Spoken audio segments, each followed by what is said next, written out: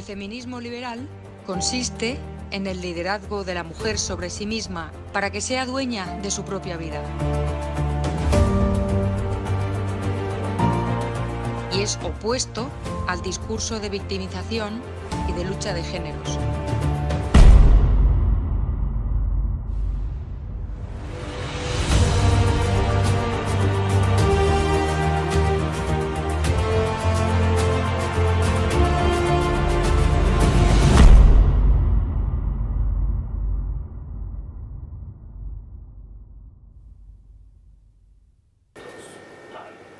Hola, muy buenas noches. Nos encontramos en el tercer Facebook Live de la Fundación para el Progreso y esta noche nos encontramos con María Blanco, quien viene de España. Muchas gracias, María, por estar con nosotros. Gracias a vosotros. María está acá en Chile en el marco de la presentación de su nuevo libro que se llama Afrodita Desenmascarada y fue lanzado el año pasado en España y este mes de hecho, va a ser lanzado aquí en Chile. En el marco de esa conversación del feminismo liberal, de la libertad de las mujeres, de lo que está pasando tanto en nuestro país como en otras partes del mundo, es lo que queremos hablar con María. Queremos invitarlo también a todos ustedes que a través de nuestras redes sociales hagan sus preguntas, le manden preguntas a María, lo que quieran saber, consultas, todas las estaremos recibiendo y se las estaremos haciendo a lo largo de esta conversación que los queremos acompañar. Para partir les quiero contar un poco María, que ya dijimos, viene de España.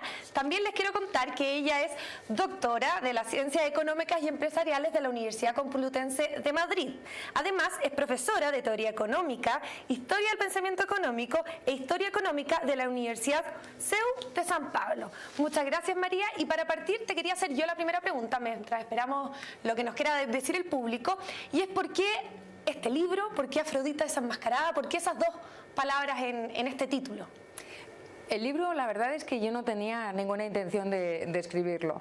Fue un encargo, fue una propuesta, más que nada, de mi editor, Roger Domingo, que me comentó que las ideas, él es amigo además de editor, entonces él me decía, las ideas que tú me cuentas sobre feminismo no suelen ser las que se oyen en radio y en televisión, podías escribirlas, ¿no? Él ya me había editado el libro de las tribus liberales, entonces me propuso esta idea. A mí me daba mucha pereza porque no me gusta hablar de mujeres o en nombre de las mujeres o algo así, ¿no?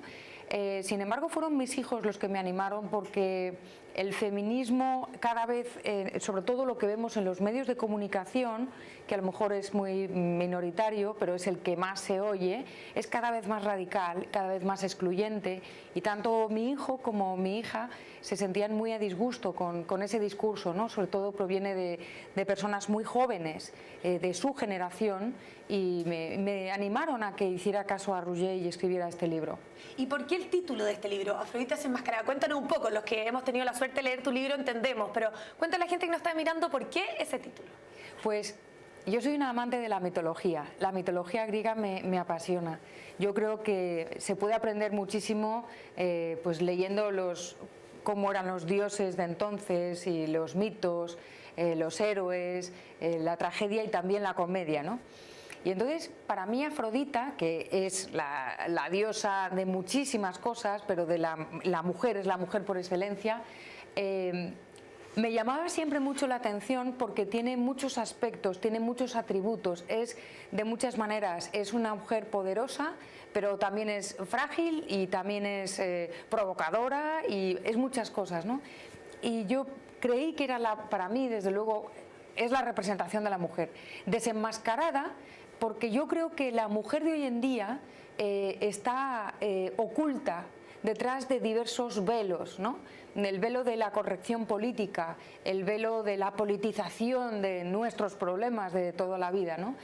Varios velos que creo que hay que ir corriendo, hay que ir quitando como máscaras para que se vea la verdadera mujer, ¿no? Son estas máscaras, tú lo decías en el libro, hablas de estos velos que hay que sacar. ¿Cuáles crees tú que son estas máscaras que la mujer se ha puesto con mayor fuerza y que la han un poco coartado a sí misma?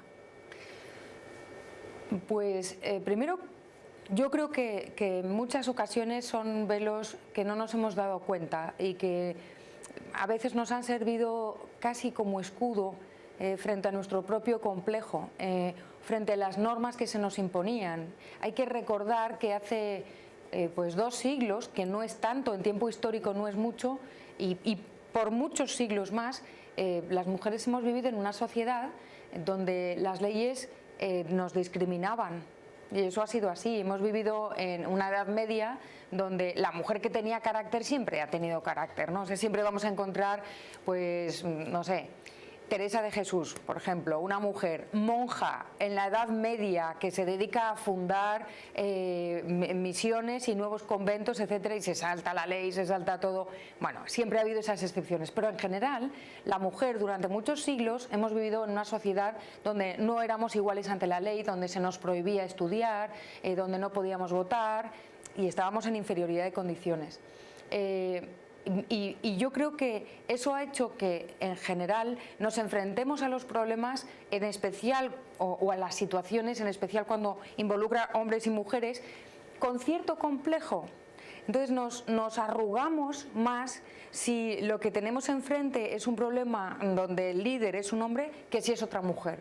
Somos más, no más capaces, porque somos capaces en ambos casos o en ninguno. Y esa es otra de las cosas que me llaman la atención y que me costó mucho escribir el libro, porque yo no creo en colectivos, es decir, no puedo hablar, primero porque no soy quien, y segundo porque no creo en la mujer. O sea, yo no creo que todas las mujeres o que las mujeres en general, incluso dentro de mi propio país o en el caso de Chile, por ejemplo, habrá problemas y habrá caracteres, etcétera, que dependerán de si estás en el mismo Santiago, pues en tal zona o en tal otra, en esta ciudad de Chile o en otra ciudad de Chile. Podemos cambiar de país, podemos cambiar de cultura y vemos que las mujeres nos comportamos de formas muy diferentes y sabemos resolver los problemas con más capacidad o con menos capacidad, no solamente por las leyes existentes, sino porque somos individuos y como tales somos diferentes unas de las otras. Tú misma pusiste el caso, bueno, que todas las mujeres son diferentes y también eso hemos visto que han habido muchas corrientes del feminismo, le podríamos decir. En Chile hace un tiempo vimos que hubo tomas en las universidades, que mujeres que hablan de que es una sociedad heteropatriarcal, después están las mujeres más conservadoras, otras.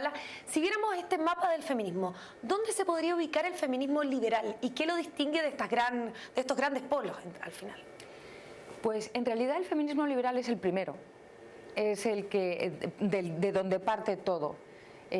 También depende de los países, ¿no? Pero por ejemplo en Estados Unidos las mujeres feministas eran libertarias, no eran liberales de liberalismo clásico minarquista, eran libertarias anarquistas y defendían, a la vez que defendían el derecho al voto, defendían la libertad, la liberación sexual de la mujer respecto al marido, por ejemplo, ¿no? Eran mucho más modernas o mucho más avanzadas, mucho más osadas que, pues que algunas mujeres liberales de ahora, ¿no? que defienden algunas cosas sí y otras no.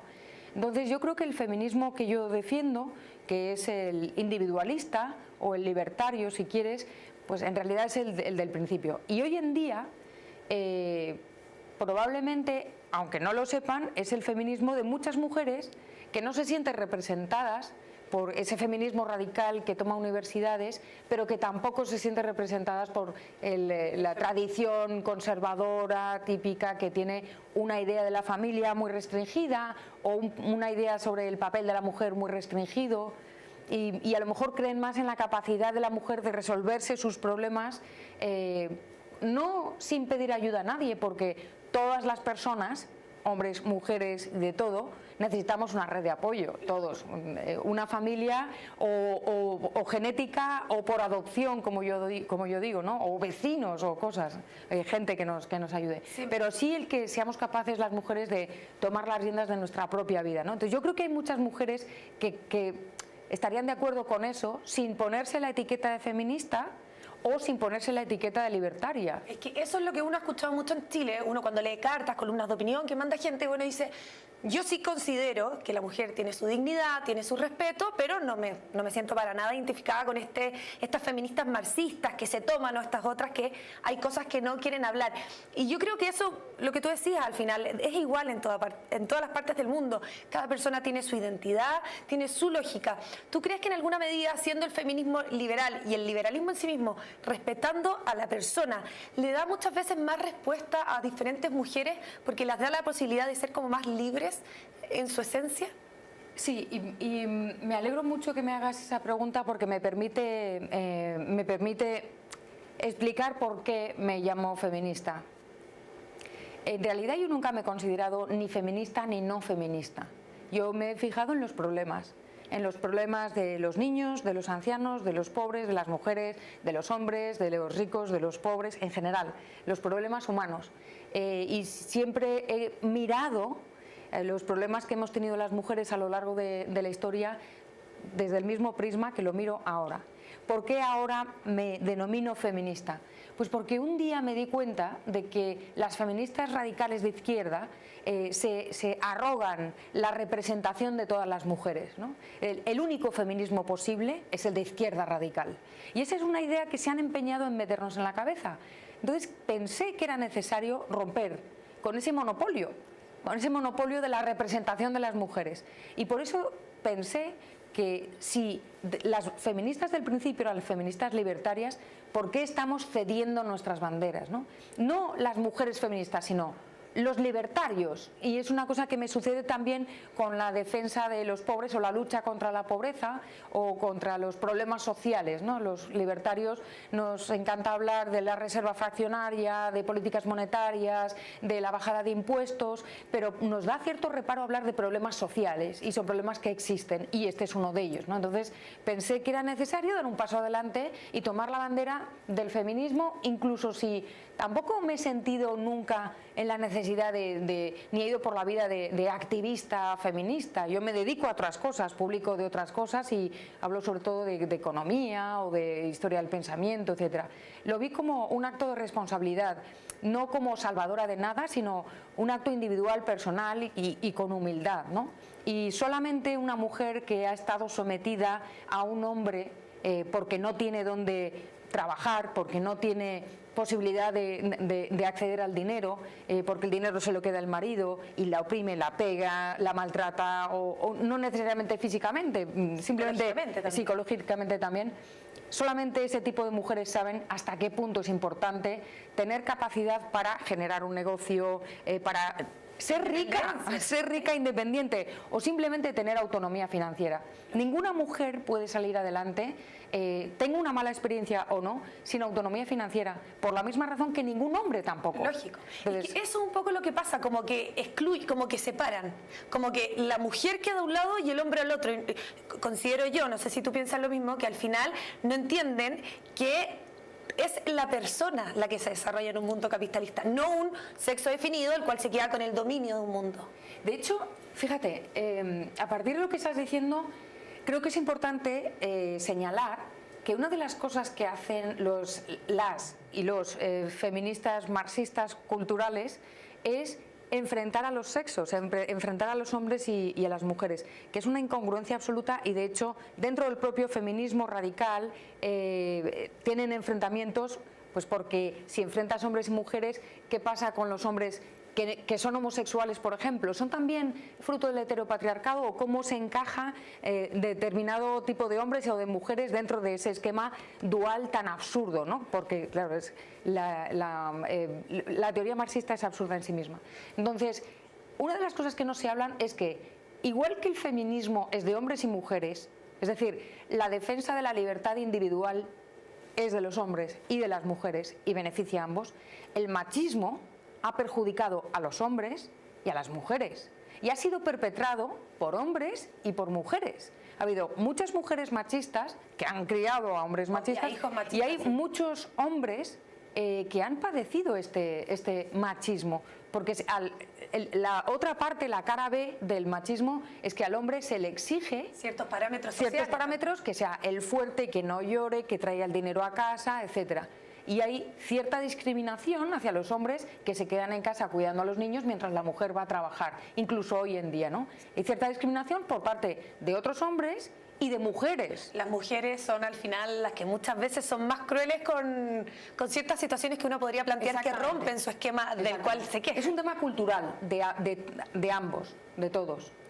Mira, María, nos llegó la primera pregunta de las redes sociales, es Cristian Valdés y pregunta: te voy a contextualizar un poquito. En Chile hace poco dos alcaldes hasta el momento están pasando partes, multas, a los hombres que lancen piropos o comentarios subidos de tono, le podríamos decir, en las calles a mujeres. Y él te pregunta, ¿qué te parece que esto se penalice, estos comentarios en las calles?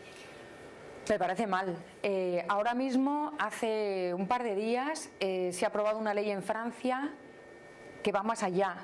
No solamente se penalizan los piropos groseros, sino cualquier comentario de un hombre a una mujer respecto a su manera de vestir o incluso mantener la mirada. Imagínate que puedan ponerte una multa por mantener la mirada, a ti no porque eres mujer, pero cualquier hombre, a tu padre, tu hermano, tu novio, que mantenga la mirada o que cualquier cosa que haga revisión de arriba abajo y le pueden denunciar y multar, ¿no? Imagínate la barbaridad que es eso.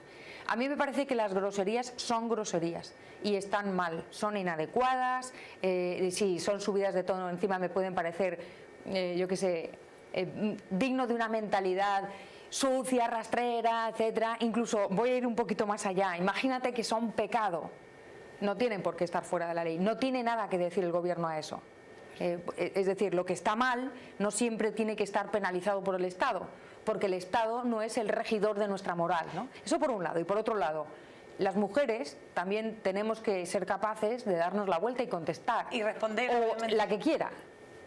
Lógico. Hay otras mujeres que prefieren ignorar.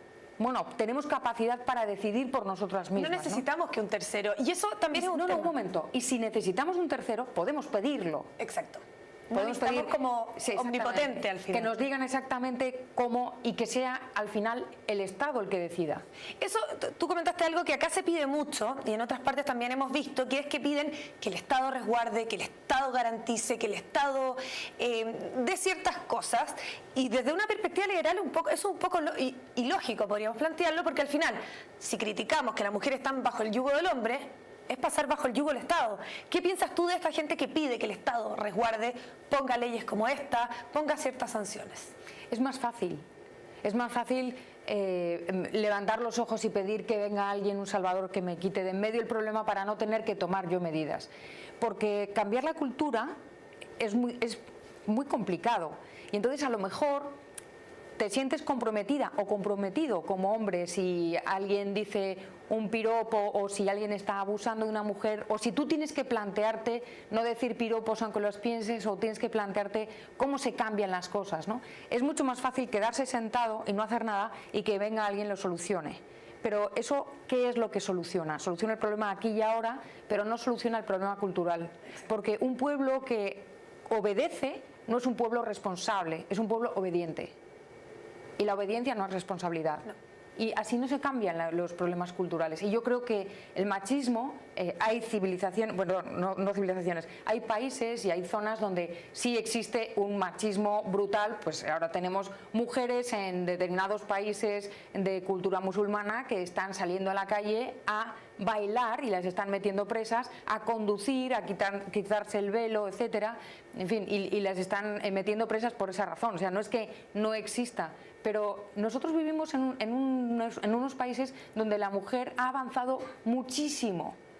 Ahora mismo, pues en España la mujer vive muchísimo mejor que hace 50, 70, y no somos capaces de valorar eso. Queda mucho por hacer, ¿eh? Quedan problemas, por supuesto que sí. Es que eso también es un punto que te quería preguntar. El feminismo liberal asume que siguen existiendo ciertas discriminaciones, que hay problemas concretos como que un hombre y una mujer, haciendo el mismo trabajo, representen o reciban sueldos diferentes. Pero ¿qué crees de aquellas personas que plantean que el feminismo liberal dice que ya no existen discriminaciones? O sea, que niega la discriminación que aún existe. Es verdad que hay personas que lo niegan. Sí, hay personas que lo niegan y que cuando les presentas las cifras de discriminación salarial te dicen eso es mentira.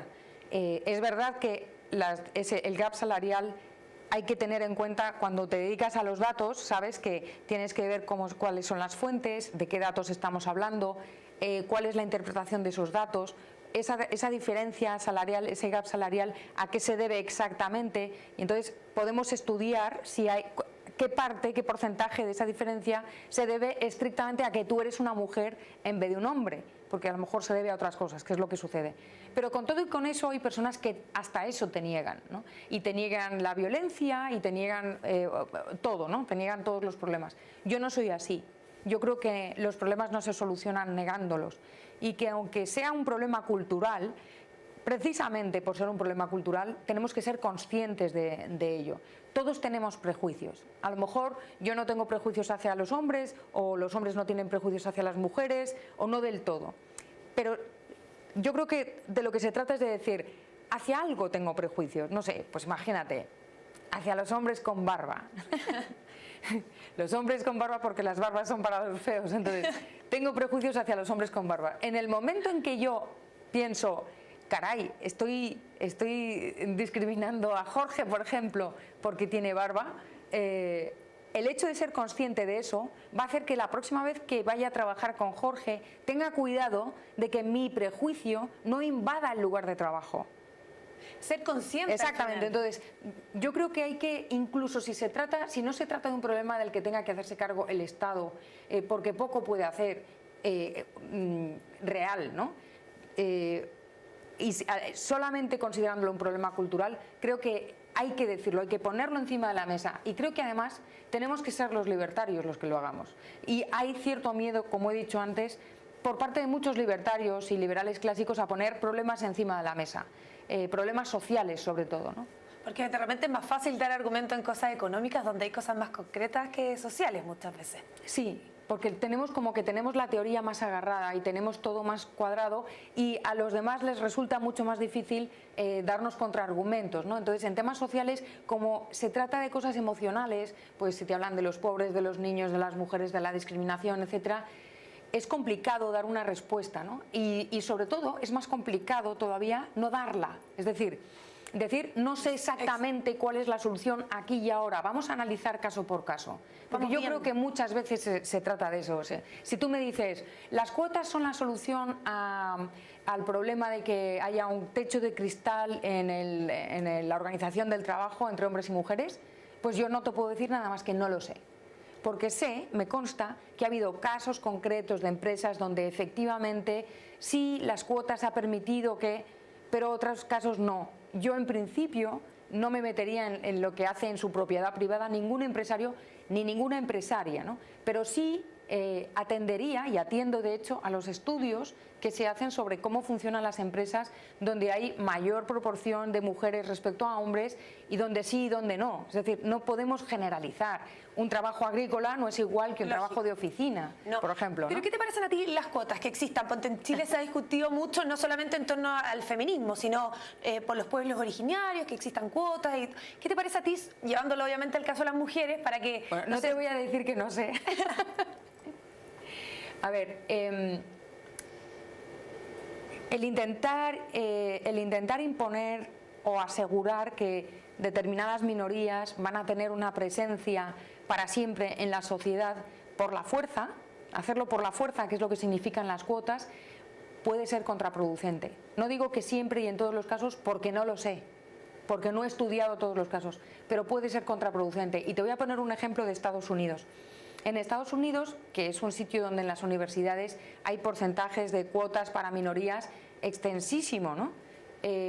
Se empezó poniendo cuotas para que las personas de color tuvieran representación en las universidades. Bueno, en muchos casos, seguramente eso permitió que personas de color con potencial pudieran acceder a universidades en las que tradicionalmente no habrían tenido acceso. Seguro que hubo casos de esos. Pero muchísimos otros casos, lo que se permitió es que personas de color que no iban a dedicarse a eso, sino que entraban por el equipo de fútbol, por ejemplo, o que no eran los mejores en ese terreno, o que no tenían la preparación adecuada, entraran. Resultado, bueno, pues las calificaciones peores eran para las personas de color. Había dos opciones: el analizarlo objetivamente y ver por qué sucedía, o decir, es porque, claro, nos están discriminando. Con lo cual se generaron incentivos dentro de la universidad para subir las calificaciones y calificar de manera distinta a unos y a otros. Pues entonces el resultado siguiente fue que las personas de color salían peor preparadas y su desempeño en la vida profesional era peor. Y no se consiguió lo que se pretendía, que era que las personas de talento de cualquier color, de cualquier raza y de cualquier sexo llegaran a su máximo potencial. Exacto, los más preparados donde tenían que llegar.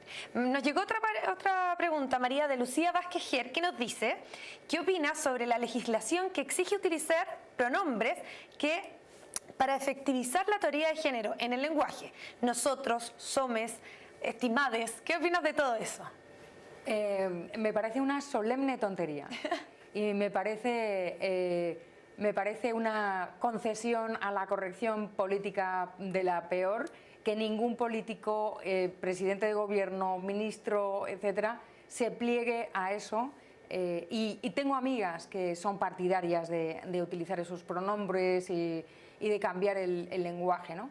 Es verdad que el lenguaje puede afectar al modo en el que se comporta la sociedad, pero deberíamos estudiar un poco más a fondo en qué casos y de qué manera, ¿no? Es verdad que si tú estás en un entorno donde se dicen malas palabras, o al revés, donde se habla de manera muy académica, pues vas a crecer con ese lenguaje a tu alrededor, ¿no? Es cierto, pero creo que no tiene ningún sentido, y la gramática de nuestro idioma pues deja muy claro el femenino y el masculino.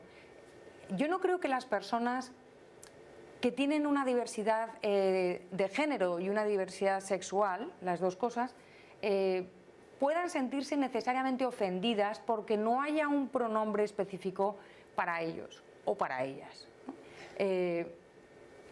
Yo no me siento nada ofendida cuando dicen los hombres son racionales. No pienso que están excluyendo a las mujeres, porque me han enseñado desde el colegio que hay un masculino majestático que se ocupa de todos, ¿no? Que es genérico.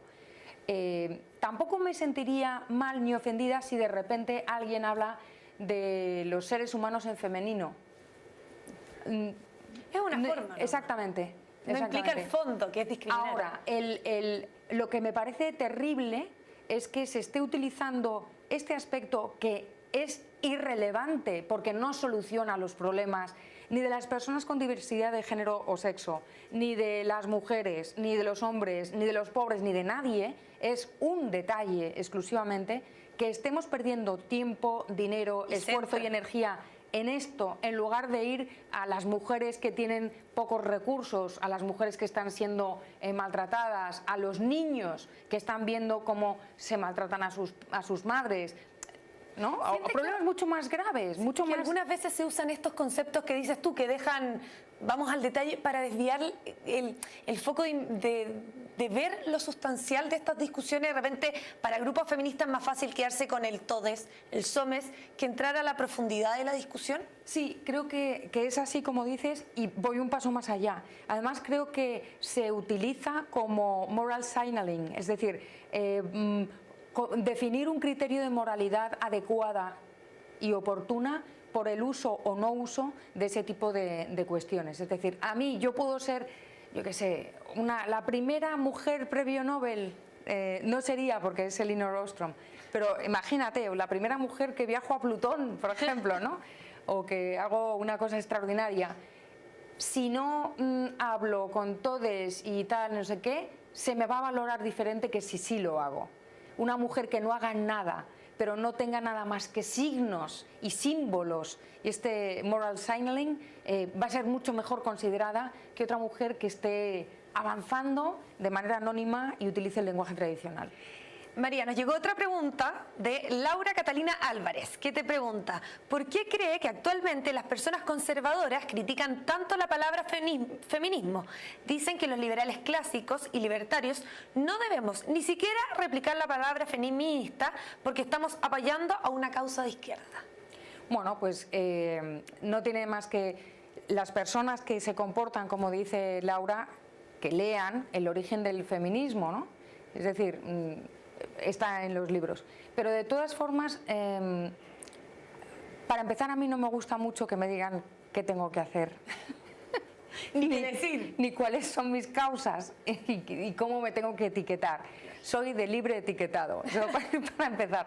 Pero además creo que no es apoyar una causa de izquierda. Sin embargo, yo entiendo y comprendo y siento empatía hacia estas personas. Muchas de ellas son mujeres conservadoras que se sienten, no es que no se sientan identificadas, es que se sienten heridas por la palabra feminismo, porque ha hecho mucho daño el feminismo de izquierdas. Hay que recordar que han agredido a obispos, han entrado en iglesias y han atacado a la Iglesia Católica, ¿no? Que tal vez la Iglesia Católica tenga motivos por los que se les puede atacar o criticar, etcétera.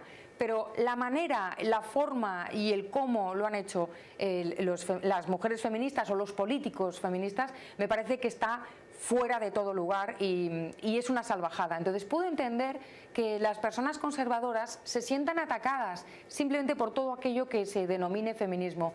Pero me gustaría que se dieran cuenta de que están desarrollando un prejuicio, ellas mismas están desarrollando un prejuicio, nadie las fuerza a que se sientan identificadas. Simplemente tal vez las animaría o les sugeriría que se quedaran con aquello que sí comparten, no de mi libro solamente, sino de otras formas de feminismo que no son esta izquierda radical y que proponen soluciones a problemas concretos que existen en sociedades reales. Perfecto. Tenemos otra pregunta, nos están llegando muchas, así que vamos a ir pasando. Claudia Jimena Montenegro te pregunta: ¿crees que el solo hecho de que el feminismo actual haga ruido en la sociedad haya sido el detonante para que ciertas personas cambiaran el switch machista? ¿Y esto no será bueno? ¿Como solamente que se hable de feminismo ya sirve, por mucho que sea de izquierdas? De feminismo se ha hablado desde siempre. Tiene razón, ¿eh? Tiene razón en parte. El hecho de que se ponga encima de la mesa el tema, incluso si se pone encima de la mesa desde un punto de vista equivocado, etcétera, etcétera, sí que evidentemente yo no habría escrito el libro si no hubiera un problema con el feminismo, ¿no? Estaría escribiendo de otras cosas probablemente, pero no es verdad que no se hablaba de ello. Tal vez la sociedad estaba pendiente de otros temas distintos, de la pobreza. Es un poco lamentable decirlo, pero es así. Los seres humanos nos aburrimos de los temas, ¿no? Por ejemplo, ahora mismo nadie está hablando del segundo brote de ébola que está ahora mismo en África otra vez, que es terrible. Sí, es tan terrible como cuando se puso de moda. Pero ahora la atención, exacto, el foco está en otro sitio. Entonces, es verdad que aunque sea solo por las salvajadas feministas, se ha puesto el foco ahí y es verdad que eso ha hecho reflexionar probablemente, ¿no? Pero no es verdad que se dejó de hablar del tema nunca. Ahora otra pregunta de Mariana Mercedes Guerrero Flores. ¿Por qué los libertarios no se imponen a la matriz comunicacional de la izquierda feminista? Pues, a ver, primero, los libertarios no se imponen a nada. No somos un ejército de salvación. No, sería muy fácil, sería muy fácil. Yo entiendo que lo que está preguntando es por qué no se gana la batalla de la comunicación. Bueno, pues porque la izquierda juega con otras armas que son más fáciles de tragar o de consumir, ¿no? La comunicación de los libertarios todavía queda mucho por aprender. Tenemos grandes referentes, pues Axel, Kaiser, Gloria, Álvarez, en Perú está Yesenia, en fin, tenemos un montón de pequeñas estrellas incipientes, pero es verdad que todavía nos ganan la partida. También es verdad, no lo digo como excusa, pero es cierto que en los puestos directivos de los medios de comunicación están personas afines a ideas de izquierda. Incluso cuando es la derecha la que gobierna, la comunicación no es buena. Y te voy a poner el ejemplo de mi país por no meterme en líos. En España, cuando estaba gobernando Mariano Rajoy, la comunicación política era tan mala que lo que no entiendo es cómo no le han tumbado antes. Porque cada vez que abría la boca el portavoz del PP o incluso el propio Mariano Rajoy, como decimos en España, subía el pan. O sea, él abre la boca, sube el pan.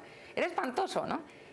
No es que ahora Pedro Sánchez lo esté haciendo mejor, pero sí es verdad que tienen más callo, tienen más experiencia. Tienen como más facilidad del habla, no sé. ¿Cómo? No, pero porque han tenido el poder de los medios de comunicación y el dinero de los medios de comunicación mucho más. Ahora bien, tengo que decir que si hay algún inversor interesado, yo conozco varios comunicadores que se dedican a ello, Ignasi Voltó en España, o Juanjo Mercado también, hay varias personas que se dedican a la comunicación y no reciben fondos, que ese es otro de los temas, sí, ¿no? La financiación, sobre todo de temas como de comunicación. La izquierda le dedica muchísimo más. ¿Sabes quién es Pablo Iglesias, el presidente y líder de Podemos? Sí. Que es el partido más radical de izquierda, hizo un máster en una universidad privada en comunicación política en Suiza. Con eso lo digo todo. Sí. María, tú tocaste el caso de España, y en España hubo un caso bien emblemático que acá se dio a conocer por todos los medios de comunicación. Lo sucedió con La Manada. Ese caso se usó mucho para ciertas mujeres del feminismo marxista para decir y argumentar de que vivíamos en una sociedad machista. Uno puede tener juicios si lo que dijo el juez de que si era violación o era abuso, uno puede obviamente discrepar con el resultado del juez, pero ¿qué te parece a ti que se tomen estos hitos, estos hechos que son gravísimos, nadie los niega, pero que se utilicen para desvirtuar y decir, bueno, esto es una sociedad machista que considera que nunca la mujer ha sido violada, que llevan estos extremos tan fácil? El tema de La Manada es muchísimo más grave que todo eso, por una razón, porque se ha hecho en otros casos, pero este es más grave todavía, se hizo un juicio paralelo. Social, te refiero, ¿no? Y en las redes. Eso también es un en las redes sociales, grande. Brutal. Y ya empezó la izquierda, pero todas las redes, sin discriminación de ideología, juzgaron. Se pierde la presunción de inocencia. No existió nunca. No existió en este caso, bueno, se pudo comprobar algo, pero... Con el tiempo fue muy largo el proceso y todavía no ha terminado. Con el tiempo, cuando empezaron a salir a la luz lo que había pasado en el juicio, las declaraciones de la chica, bueno, a la pobre mujer, a la pobre víctima, el daño que le hicieron fue horrible, porque ella lo que quería era recuperarse y que la dejaran en paz, siendo la víctima que estaba en los altares de nadie, no podía recuperarse. Cualquiera que sepa de psicología de las víctimas y de qué es lo que pasa cuando uno es víctima de cualquier trauma, de este también especialmente, se necesita cierto proceso, y es un proceso en el que si te están enfocando cámaras de televisión o están hablando de ti en las redes todo el tiempo, no vas a poder salir adelante. No sale de la victimización. Vale. Aparte de ese daño, está el daño de, como tú dices, se elimina la justicia. No existe ya el Estado de Derecho y el juicio que vale es el de las redes sociales. Cuando se empezó a saber lo que esta chica había declarado en el juicio, cambiaron las cosas. Porque no había sido como, o sea, no es que 5 energúmenos agarran a una chiquilla y la violan salvajemente. No, no había sido así. Había habido, bueno, pues esta chica se había ido con 5 chicos voluntariamente a fumar droga, voluntariamente, y habían empezado una relación sexual con varios voluntariamente. Y a partir de un momento ella ya no quería seguir, pero tampoco lo expresó. Es muy sutil todo y muy problemático. Y entonces, ¿qué haces ahí? ¿Te lanzas a juzgar o esperas a la decisión de los jueces? Entonces, no todos los jueces estaban de acuerdo con las pruebas en la mano. Y ahí también es complicado porque los jueces tienen ya ¿qué es lo único que puedes hacer? Pues respetar la decisión del juez e intentar que no pase. Lógico, intentar que no suceda. Exactamente. Y respetar muchísimo a la víctima, sobre todo, no hacer de ello un circo. Bueno, ha sido terrible y sobre todo me parece que ha sentado un precedente en dos sentidos. Ha sentado el precedente de esta idea de que todos los hombres son violadores. No lo saben, pero lo son. Son potenciales, que dicen sí. Muchas veces. Entonces, son potenciales violadores quiere decir que en un momento dado, tú imagínate todas las chicas que han sido por desgracia violadas o abusadas de alguna manera y que les están metiendo en la cabeza que tu hermano, tu padre, tu novio, todos los compañeros de clase, todo el jefe, todos son potenciales violadores, te puede pasar en cualquier momento. Aparte generar una angustia colectiva. Y luego, en fin, ¿qué estamos haciendo con los hombres? ¿Qué tipo de atropello estamos haciendo con exactamente? Les vamos a tratar como animales, tenemos derecho las mujeres a... No son todas, pero son esa minoría que se arrogan la representación de todas las mujeres, ¿no? Sí, y vamos con una ya de las últimas preguntas de Patricio Loyola. ¿Crees que la mujer debe masculizarse para competir en una jerarquía de mérito y competencia con los hombres o la mujer debe seguir con su esencia? A la mujer no le hace falta masculinizarse para competir por méritos con los hombres, ¿no? No me parece. Es como preguntar,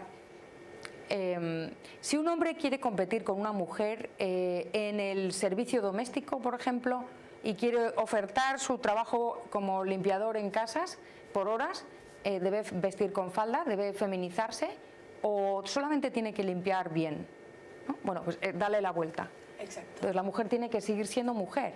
No tiene que perder su esencia por entrar a por resguardar su dignidad al final. Y sobre todo porque yo creo que aunque compitamos, no competimos con hombres, competimos con otras personas. Competimos con el resto de las mujeres y con los hombres. O sea, no es verdad que las mujeres compiten con los hombres por determinados puestos de trabajo. Cada mujer compite con el resto de los trabajadores. Eso me parece que es así. Y los hombres y las mujeres estamos condenados, afortunadamente, a cooperar para sacar adelante la sociedad. Antes tocaste un tema, hablamos de esto de la presunción de inocencia. ¿Crees que el tema de que se esté perdiendo, como en el caso de La Manada, como acá en Chile, también han salido en el último tiempo casos de directores de televisión, de directores de cine, de artistas, en los cuales han salido reportajes, sí, verdaderamente hay ciertas pruebas, pero ya nadie espera un juicio, o sea, porque salió el reportaje que ya, es culpable. Eso es una línea complicada. ¿Qué piensas tú de eso, de que se esté perdiendo la presunción de inocencia, que la mujer también pueden usar a su favor, porque estamos entrando, o yo considero, corrígeme tú, en una situación donde lo que diga la mujer es verdad y no se va a negar que hubo un abuso o que hubo una pasada de límite? Es muy problemático porque, sobre todo, por ejemplo, cuando se trata de abusos a jovencitas, adolescentes y a niños, sí. Niñas y niños. Entonces, es muy duro. Es muy difícil que un niño o que una joven denuncie un abuso cuando hay una relación de asimetría en el poder y precisamente por eso es un abuso. Lógico. Muchas veces, primero, cuando no es consentido y segundo, cuando hay esa diferencia de poder, ¿no? Ese abuso de poder. Es complicado que lo denuncie en el momento. A mí me parece bien que se denuncie. Me parece bien que las chicas, que los niños, que las niñas o que las mujeres que han sufrido un abuso sexual sean capaces de decirlo sin sentir vergüenza, porque quien debe sentir vergüenza es quien abusó de ellos, ¿no? Eso para empezar. Dicho lo cual, creo que es necesario pensar qué están haciendo, cuál es la responsabilidad de las mujeres que sin pruebas o falsamente denuncian algo que nunca sucedió y que están malinterpretando, ¿no? Y si hay tiempo te voy a poner un ejemplo. En España ahora mismo hay un caso terrible que es el caso de Juana Rivas. Juana Rivas es una chica, es una joven madre de 2 hijos que ha sido acusado, bueno, actualmente está condenada a 5 años de cárcel, ella. Ella acusó a su exmarido italiano de abusar de ella, de ser potencial maltratador de sus hijos, etcétera. Y aunque la justicia exigía que ella dejara ver al padre a los niños y le devolviera a los padres, ella lo que hizo fue fugarse, secuestrar a sus hijos y desaparecer. Bueno, todas las feministas, las no feministas, todas las mujeres en España estaban a lo de Juana Rivas, les parecía fenomenal que se hubiera saltado la ley, que hubiera hecho, vamos, que se la saltó plenamente y estuvo durante mucho tiempo desaparecida. Con el tiempo salen todos los hechos y resultó que ella había mentido cuando dijo que el marido la había maltratado.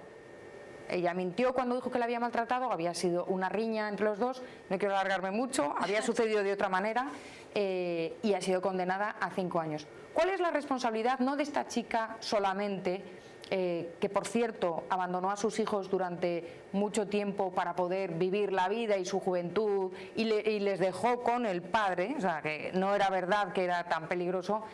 ¿Cuál es la responsabilidad no solamente de esta chica que probablemente no tenía formación, es inestable, estaba desesperada, sino de todas esas feministas de alrededor que la estuvieron asesorando, ¿no? ¿Por qué no, si llega a consultar a cualquier abogado, le habría dicho cualquier cosa menos incumplir la ley porque corres esa pena? Un riesgo mayor.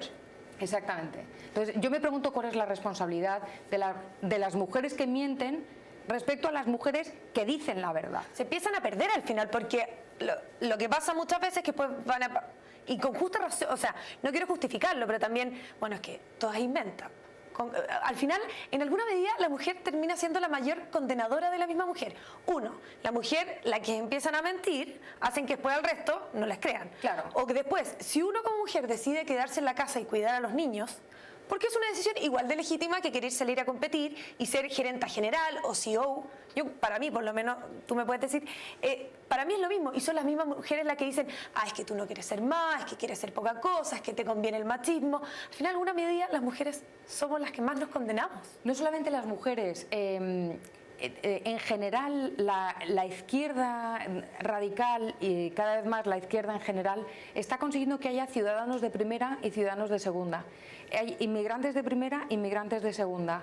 Hay mujeres de primera, mujeres de segunda. Y hay pobres de primera y pobres de segunda. Si eres pobre, pero eres de derechas, entonces eres menos pobre. O eres un pobre porque no merece la pena luchar. O porque a mí no me... Exactamente. Si eres inmigrante, pero no estás de acuerdo con mi partido político, va a ser distinto, ¿no?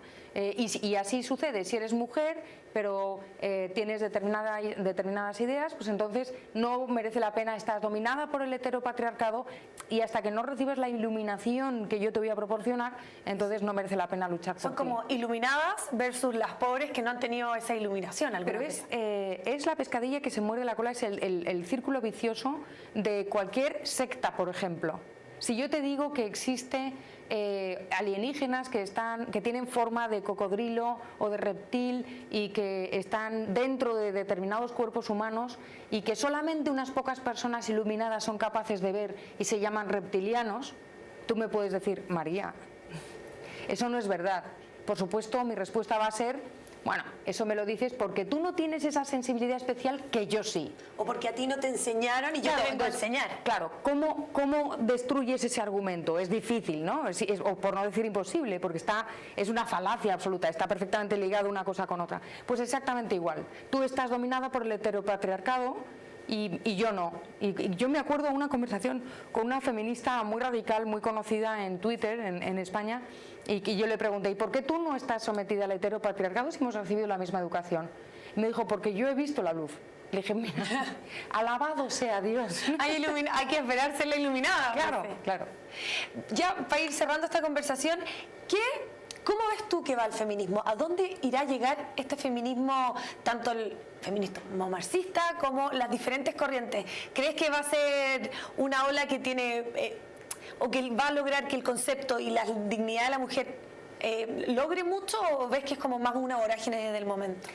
Pues yo creo que lo único que va a hacer que la mujer tenga su dignidad o no, o trabaje o no, o rompa el techo de cristal o no, va a ser cada una de las mujeres. Y cada una de las mujeres va a elegir su camino. Y lo que me parece importante es enseñar eso a las nuevas generaciones, que cada una de ellas y de ellos tiene en la mano la vida que quiera alcanzar, está en su mano. Respecto al feminismo, debería llegar otra cuarta o quinta ola, no sé ya por qué número de ola vamos, pero yo creo que sería muy conveniente que hubiera una pluralidad de feminismos, en el sentido de que la mujer que sienta inquietud por estos temas no tenga que verse reflejada solamente en un feminismo tan radical que habla de machete al machito, etcétera, sino que haya otro tipo de feminismos, incluso un feminismo cercano al pensamiento conservador. ¿Por qué no? Yo conozco mujeres conservadoras que en muchas cosas, que sí han leído el libro y en muchas cosas están de acuerdo. Mi propia madre, que tiene 80 y tantos años, me dice, en algunas cosas estoy de acuerdo, en otras no tanto, pero está fenomenal discrepar y yo creo que lo suyo sería que hubiera muchas opciones, ¿no? Tantas como personas probablemente. Sería lo mejor. Miguel Andrés Bugueño nos pregunta, ¿por qué la izquierda culpa al capitalismo del machismo? Porque la izquierda culpa al capitalismo de todo. No solo del machismo, sino de todo, ¿no? La idea que ellos traen en la cabeza es, bueno, como fue durante el capitalismo y el surgimiento del capitalismo, cuando la mujer fue oprimida y como ha oprimido al obrero, también oprime a la mujer obrera. Entonces hacen un giro en la causalidad, en el sentido de la causalidad, y dicen como el capitalismo oprime a las mujeres obreras, es machista. Que se vayan a la Edad Media o a cualquier sociedad que tenga esas características y no sea todavía capitalista. Es un cambio de concepto, al final usan el concepto según la necesidad. Antes era el empresario con el obrero, ahora es el hombre con la mujer, van como solamente mutando el concepto. Hay que leer el libro de Stephen Hicks, que se llama Entendiendo el posmodernismo, creo que está traducido al castellano. Lo escribió en inglés, es fantástico el libro. Lo que explica es cuál ha sido la deriva del marxismo, desde el marxismo propio de Marx y